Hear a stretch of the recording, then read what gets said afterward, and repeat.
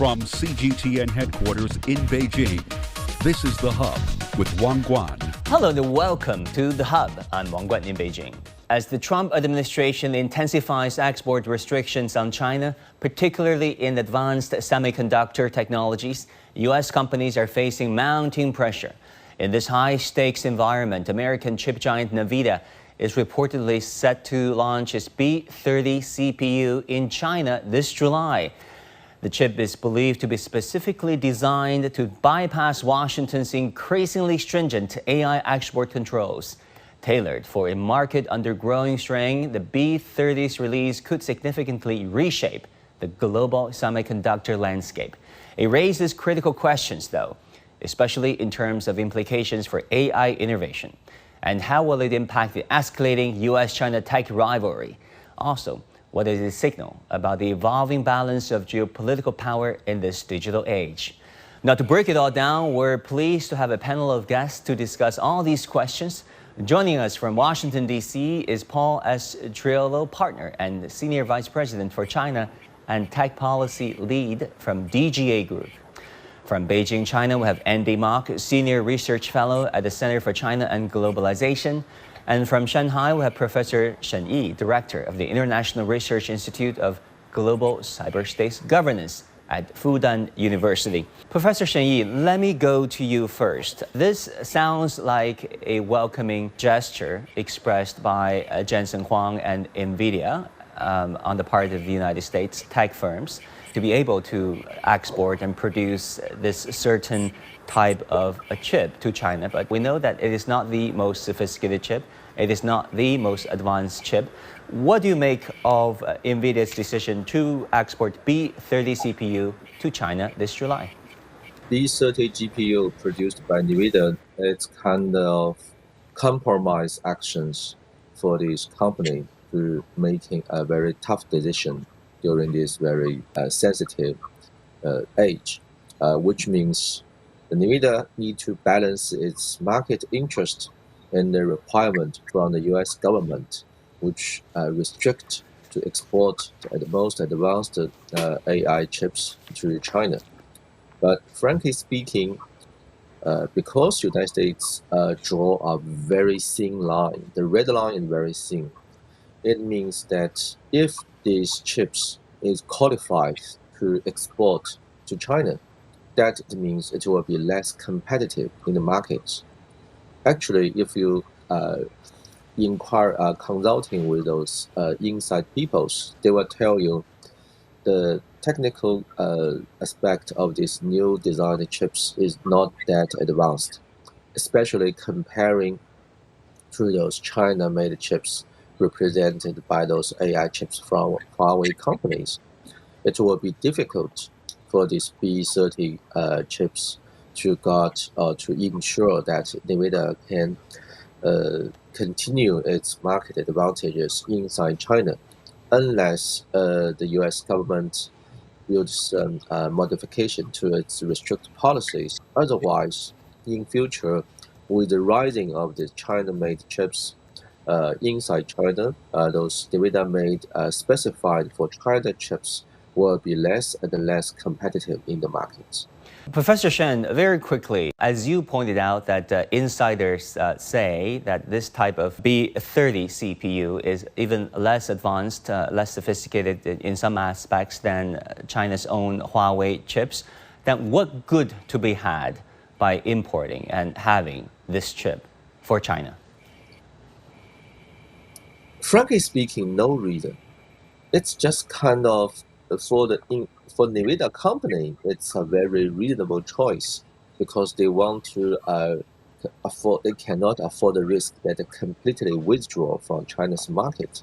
But from China's side, maybe for some small companies, for those companies who have a minor requirement for these AI chips on the sophisticated areas, while at the same time, maybe their applications is heavily depending on these NVIDIA CUDA ecosystems. These companies will need to import these chips to sustain their business or their development. Otherwise, maybe more and more companies will have to transfer their depending from the NVIDIA to Huawei so that they can get more advanced and sophisticated AI chips to running a more bigger area and models in the future. Okay, let me turn to you, Paul, in Washington, D.C. Why would NVIDIA export this particular type of chips to China at this point in time?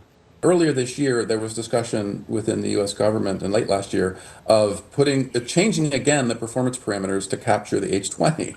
Again, NVIDIA had gone to a lot of trouble to redesign these GPUs to meet and comply with the U.S. export controls. And so what happened, though, in April was the companies, NVIDIA and Intel and AMD, received what are called letters, is-informed letters, telling them that there were going to be restrictions coming on the H20. And so far, though, we don't know what the new parameter is that is restricted.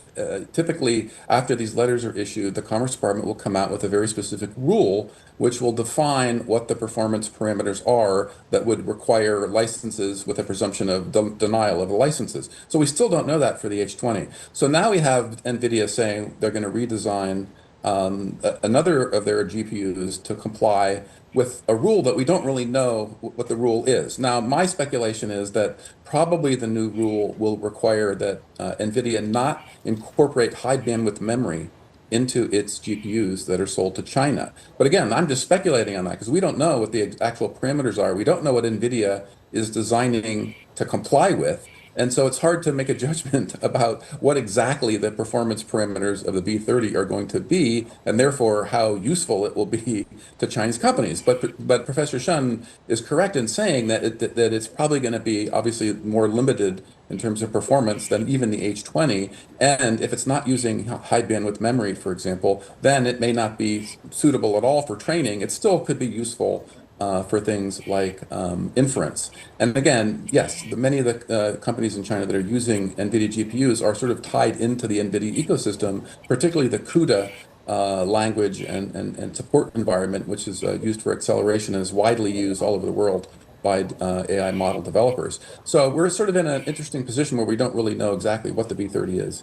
But we know that NVIDIA is committed to the China market because companies like NVIDIA and even AMD and Intel, other companies whose products require a lot of support, are eager to remain in the China market so they can support their existing installed base, which in China or for NVIDIA is considerable, not just in AI, but for vehicles. So anyway, so I think it's a very important to note that we got here through a series of steps. The last step is not really clear exactly what it will entail, but we'll probably find out soon. Now, Andy, you have been a China tech observer for a very, very long time. What do you make of NVIDIA's decision to launch this B30 here in China?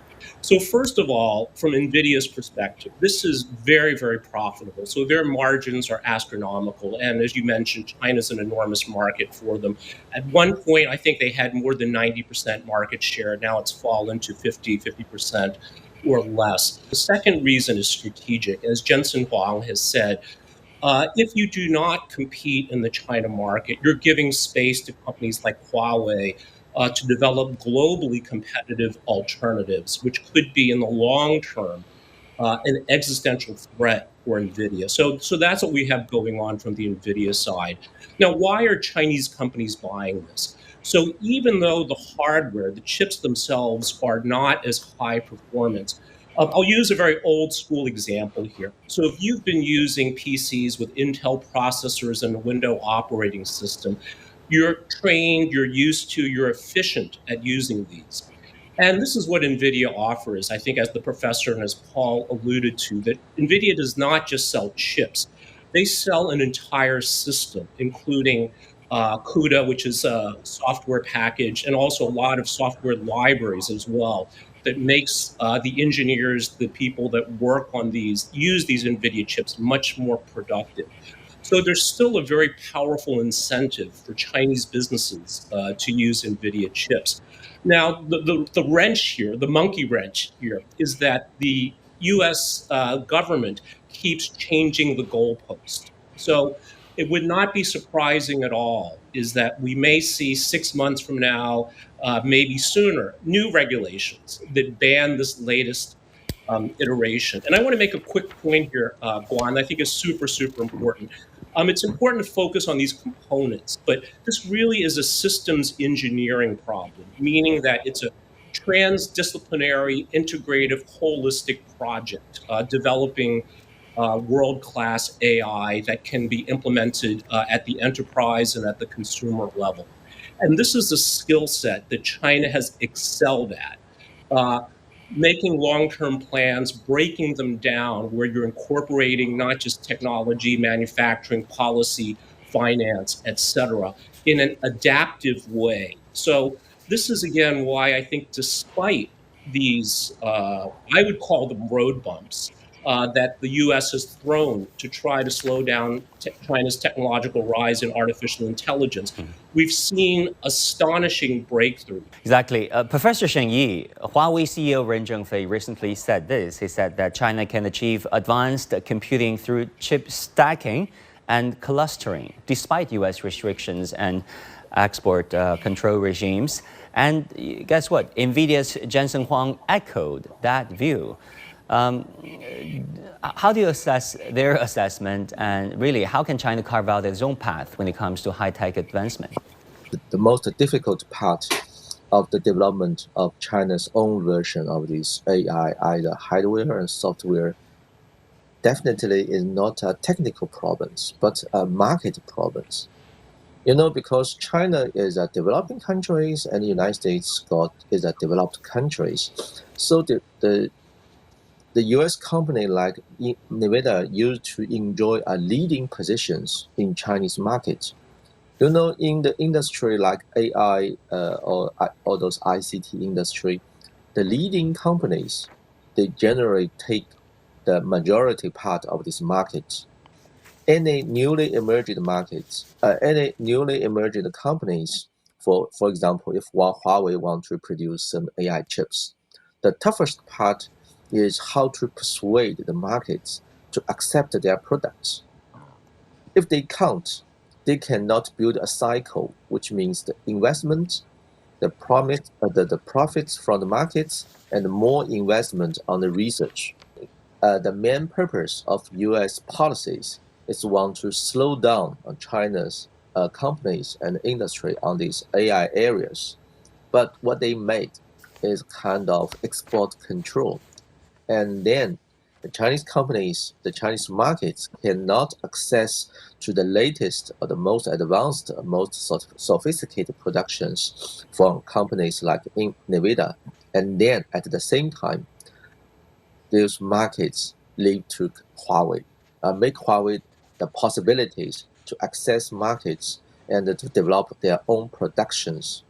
So you will find a very interesting phenomenon. On one aspect, the U.S. export policies raise tough challenges for the development of AI companies inside China, while at the same time, the same policies make it possible and make it necessary for Chinese companies make final decision that they have to develop some chips totally produced in an environment which will not intervene by U.S. export control policies. That finally leading the companies like NVIDIA suddenly have to face a nearly parallel competitors represented by Huawei companies. Those Chinese companies, they have huge amounts of talent engineering, and then they can access a very important, significant share of Chinese markets, usually monopolized by the NVIDIA companies, but cannot access because of U.S. government policies. The Chinese markets have the most important driving force to access the most advanced AI chips and technologies in the world. All these three things finally you will find that prove the point raised by Ren Zhengfei and Jensen Huang. It's only a time issues. When the time passing by, if the United States continually increasing their export control policies toward China, and to providing some help to Chinese companies like Huawei to produce their own AI chips, develop their own AI ecosystem, if China can survive during this policy, during this process. Finally, from China's side, we will have a relatively independent ecosystems from hardware to software, and these systems may be less advantageous in certain technical parameters, but it will have a very a very classical Chinese characteristics. It will have a very strong market advantages, and then United States will, the companies like NVIDIA will find that it will have the competitions not only inside Chinese markets, but also in the world, and the global markets will face the tough challenges and the competitors from companies from China at that time. Well, let's say Washington's export control regimes may make Chinese tech great again. Who knows? Let's see. Paul, let me ask you about this. How successfully do you anticipate NVIDIA's launch of B30 CPU in China, given the fact that Andy has rightly pointed out that there have been changing goalposts when it comes to U.S. export control regimes, changing regulations, rules, 1 month from the next, one administration from the next. But Trump looks like he's approaching this in a far more transactional approach. For example, exporting to the UAE and Saudi Arabia some advanced chips in exchange for other things. How do you expect this NVIDIA's launch to be successful or not? I agree with some of the other comments from Andy and Dr. Shen on sort of the bigger picture here. So I think it's important not to necessarily focus entirely on the B30. I think as I noted, it's a sort of evolutionary situation where NVIDIA has simply redesigned its some lines of GPU to comply with U.S. export controls. We still really don't know what the B30 will entail. But I think a good example of how Chinese companies have innovated around this is DeepSeek. So if we look at how DeepSeek developed and trained its V3 and R1 models, for example, those were trained on some NVIDIA H800 GPUs, which had been modified to reduce, as I noted, that GPU to GPU bandwidth. But what NVIDIA did was innovate around the low-level software programming to sort of overcome that those limitations by figuring out how to maximize and optimize the different communication channels that exist between GPUs. And so just recently, for example, Huawei came out with a paper on its new cluster, the Cloud Matrix 384, which is really, I think, more important to talk about now than just individual GPUs. It's really now about networking and sort of systems architecture. And so the Cloud Matrix 384, for example, Huawei 910C processors, but they're networked together in a way to optimize the ability of the system to be used for training large language models or doing inference. And so Huawei, in the paper that came out just a couple of days ago, describes how it used some of DeepSeek's optimizations around, for example, the interconnectivity and the GPU to GPU transfers to achieve higher levels of performance. And so there's lots of different analysis of that system, but it compares favorably in many metrics to a similar system using the NVIDIA H100 GPUs, for example. And so when they're networked together like this, that will present a compelling package for Chinese companies to consider. And so again, I think Andy mentioned this is where Chinese companies are really going to be probably leaders in terms of actually deploying AI at scale at the enterprise level to leverage the internal data that they have to train these models. And that will be a really important part of the equation too, not just sort of the raw computing power, if you will, of individual GPUs.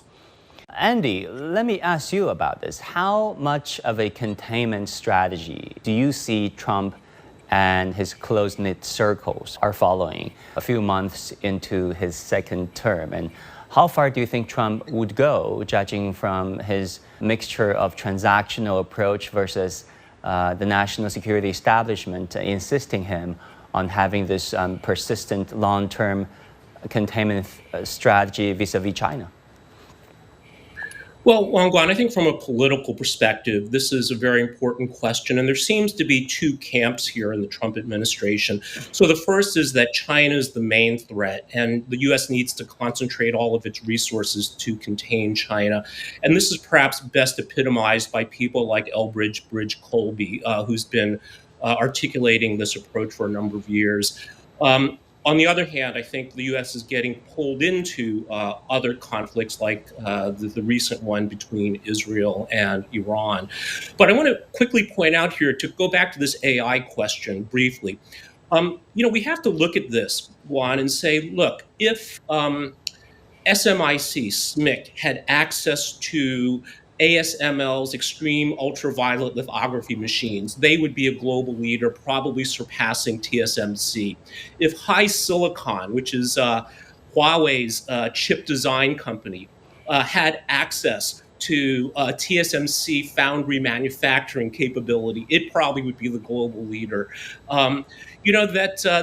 In NVIDIA. So again, that if companies in China, including Huawei, had access to the entire stack of value creation, that we would see Chinese global leadership, possibly.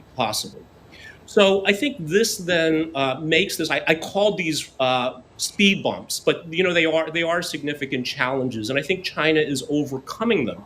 One of the main reasons is that an interesting statistic: 50% of global AI talent is in China. So I think it's a matter of time. And what does this mean then? I think for the U.S. efforts, whether or not there is an agreement in the Trump administration and an ability to prioritize political objectives, I think it's going to be very difficult, if not impossible, to slow down China. And again, mainly because I think China has a systems engineering approach to solving these problems, whereas the U.S. takes more of a component approach. Let's block China on advanced semiconductors. Let's block China on foundries. Whereas China is able to adapt and recognize that these components in the system all interact with each other. And I think whether we're looking at electric vehicles, whether we're looking at high-speed rail, even space exploration, China's overcome enormous obstacles, I think largely because of its holistic systems engineering approach. And I would apply this to these political challenges as well, Juan. Yeah, exactly. Professor Shen Yi, what is your take on the intensifying geopolitical rivalries given the addition of the unfortunate war between Israel and Iran? I mean, the United States has been pivoting back to Asia, thinly veiled strategy to contain China since as early as 2010, 2011, failed to do so. And now, given the tensions in the Middle East, what would be the implications for China-U.S. rivalry? In 1960s, when JFK took the office, the U.S. national security strategies is based on an assumption that the United States can simultaneously afford 2.5 wars in the world, which means it can support, it can afford a kind of theater war in Europe with USSR at that time, a theater war in Asia with China, and while at the same time in Middle East or African, it can also support a 0.5, which means a kind of limitation war like Korean Wars. But since the end of the Cold War, the U.S. capacities, they cannot afford this 2.5 war. It can only afford a kind of one war, which means they need to pick up the major adversaries or competitors either in Europe, which means Russia, or in Asia, which means China. Since the first Trump administrations, definitely China become the major competitors or adversaries or targets of U.S. national security strategies. Just Guan, you mentioned that China and the United States want to launch a kind of new containment to China in certain aspect. But nowadays, changing geopolitical situations in the world make the United States face a very tough challenges, which means even though the United States want to solve all these issues, the conflict between Russia and Ukraine in Europe, the competition with China in Asia and globally, and also want to stable the Middle East situations and helping and ensure the surviving security of Israel, and so on. But the United States did not have enough sustainable resources to afford it. So you will find that the United States want to maintain its traditional hegemonic orders in today's world, while face those lots of challenges, and all his actions, including its involving exporting control policies, input more uncertainty elements in today's world systems. But at the same time, the limitation of the United States policy is also very clear. Maybe in future, after certain new turmoils, the U.S. need to admit its limitation of the capacities, and that there will have a new chance for United States and China to sit down when Washington have become more rational to face these challenges, to recognize the limitations of its capabilities and its resources, and then maybe we will see the emergence of new, more stable and sustainable situations between U.S. and China in a more general ways. Hopefully things will stabilize sooner rather than later. Gentlemen, thank you so much for your insights, and that's all the time we have for this edition of The Hub. Thanks so much for tuning in. Our news coverage continues on CGTN. Bye and take care.